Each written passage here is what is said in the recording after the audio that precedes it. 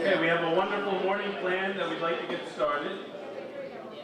It's really great to see everyone socializing and kind of catching up.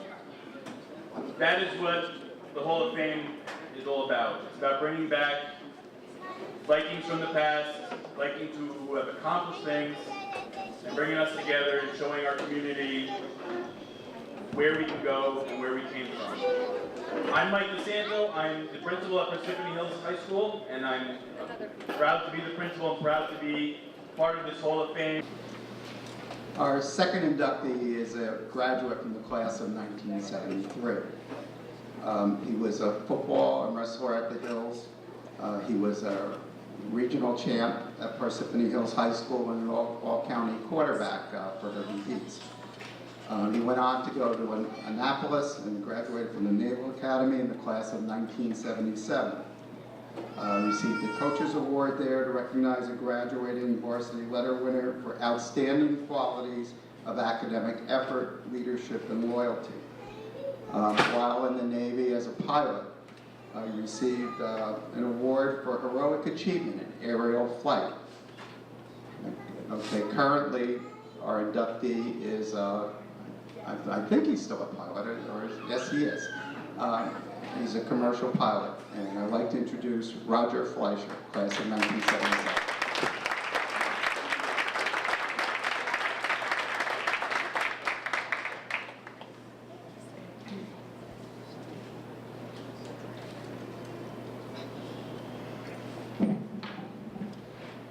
It's not fair that a guy who failed public speaking gets to follow someone like that. I got a phone call and I wasn't sure how to react to it a few months ago, and it started something like this. My name is Sue Bonnet, and I've been looking for you for months, but I promise I'm not a stalker. She did use the word stalker, that's a paraphrase, but she explained to me what this program was all about, and thank you, Sue, for your efforts. She really works very, very hard, and she's made a tremendous effort on behalf of the inductees, so thank you. And also to Principal DeSanto and to John Pico, thank you for your consideration for this award. It really is an honor to be here.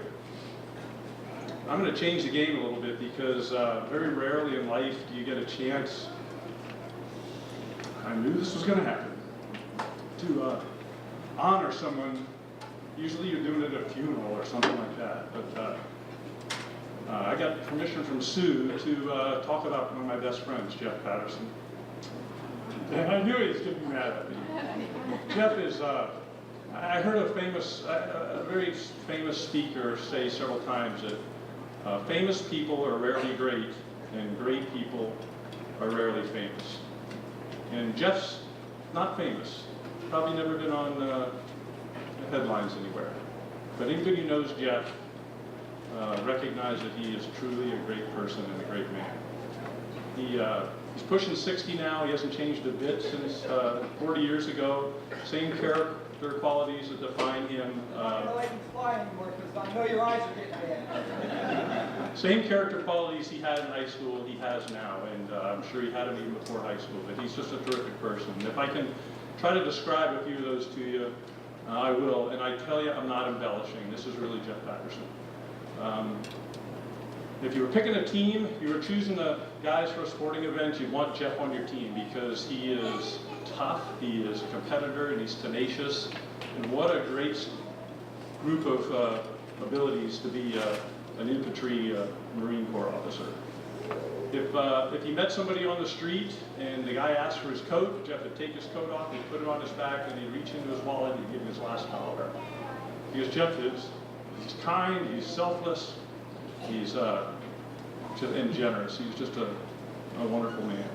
As a family man, he does it all. He is loyal, he's faithful, and he is servant-hearted. He's raised a solid family. He's got grandkids now. He's devoted to his wife, Kathy. He's the guy that every dad wants their daughter to marry. And lastly, he's a leader. He has the rare combination of courageousness and humility and compassion. He said to me not too long ago, one of his favorite periods of his life when he was a platoon leader as a lieutenant, he said, "I love taken these young recruits and molding them into young men. And he actually led these guys in battle in one of the Iraq wars. He was a battalion or regimental commander in Kaneohe, and his unit took a lot of casualties during the war. And Jeff, with Kathy right by his side, had the solemn responsibility of knocking on doors and giving that terrible news to families. And he grieved with those families. He came alongside them and comforted them. He didn't leave them after that night. He stayed alongside them, and I bet you he knows the name of every one of them right now. He retired with a 60 or 30-year career and retired as a colonel in the Marine Corps, distinguished and decorated career, and he's a patriot. And there's just not a better person that you could pick to put on that wall up there to inspire people. So my hat's off to Jeff Patterson. He's a real patriot and great man. So, if you want to know about me, I'm just a guy who was lucky enough to go to a great high school and have a lot of good teachers represented here. In particular, it's so neat to see Miss Detrani here. We told a funny story about some of the things that she did. Great school. Teachers invested in us. They challenged us. They held us to a standard. They gave us grace when we fell short. They sent us off out of high school. They challenged us to be good citizens. And those of us who've been able to have some accomplishments and success, we look back to those foundations here at Parsippany Hills, and we're thankful for that. I have a lot of people to be thankful to. I'm an average guy who's willing to work hard and have a lot of good opportunities. So I would be really thrilled if you put above my plaque out there, if this knucklehead can do it, so can you. So, thank you very much.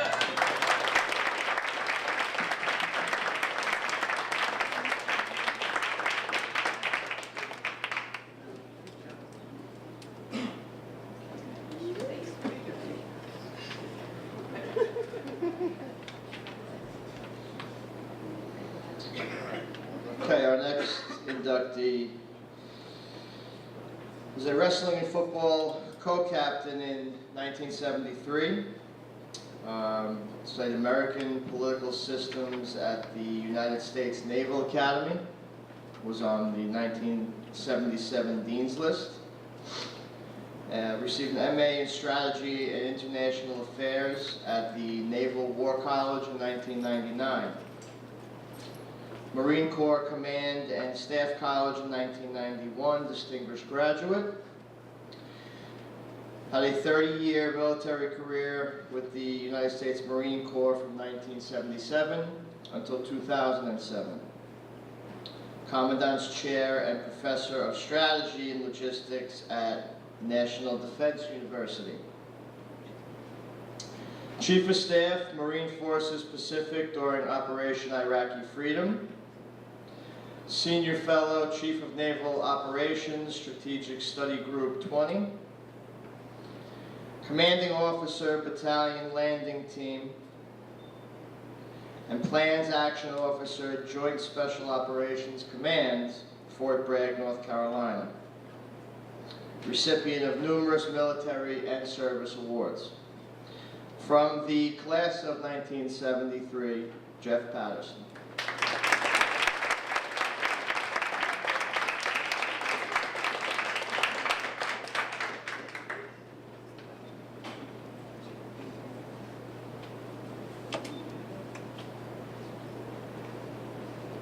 Roger, I owe you. I couldn't beat you on the wrestling mat, and I probably still can't, but I'll get even with you, I promise that. I really am honored and humbled to be here. There's a lot of things that I would like to kind of tell the group. I don't know what your politics are, but there's one thing the president does say that I do agree with, and that's if you're successful because of the efforts of a lot of other people. You didn't get there by yourself. And I would say if you're successful, or if any of us are successful in this room, it's because of the people in this room. It's your parents, it's your teachers, and it's your friends. So if you'll allow me to just talk a little bit about them. You know, my two parents never graduated high school, but they're probably the smartest people I know. They figured out how to get 4 kids through college and didn't have any bills at the end of it. I haven't figured that one out yet. Okay. Last week we went to our 40th reunion, and some friends I've kept in touch with over the years, like Roger. Some I hadn't seen for 40 years, but when we got back together, it was as if we had never left, and we had started off where we had left 40 years ago. I mean, it was that close. We're talking about Miss DiCirani, who was our math teacher. I struggled in math, but because she motivated me, and because I had Dave Mariani right next to me saying, Patterson, you can do it, and Roger saying, come on, it's not that hard. I wanted to be as good as them. I kept on working, and they drug me through that. And Dave became an engineer, but probably because of the efforts of Miss DiCirani today, he's retired as an engineer, and he's a math teacher in the high school, just following in his teacher's footsteps. People kind of ask me all the time, you know, what does it take to be a successful Marine, or to train people to go to combat and come back kind of all in one piece or the same way they left? And I will tell you three things. It's kind of a triad. The first is you got to be really mentally fit. That means you got to be smart. There's really no such thing as a dumb grunt anymore. All our weapon systems are very, very complicated, and you have to know math, science, computer technology to operate them. More importantly, you have to know history, because you have to know the history of our enemies, you have to know cultures, and you have to know people. And all those things I learned inside the walls of this institution, and I appreciate all the efforts of the teachers that taught me that. And you have to learn to think on your feet outside the box, because not every solution is a simple one. And critical thinking is what they taught me in this school.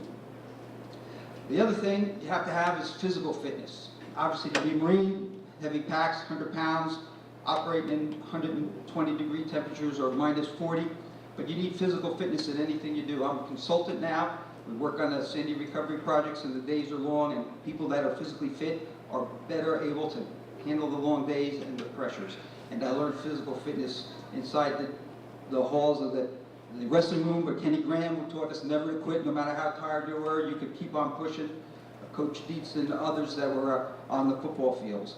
And because of that background, anything I did in the Marine Corps, whether it was special operations, Sears School, survival training, I always thought was easy because of the foundations that we had here, that I learned the importance of physical fitness. And that was not just having big muscles, which I don't have anymore, but taking care of your body and not poisoning it with, you know, alcohol or drugs or some of the temptations that are out there.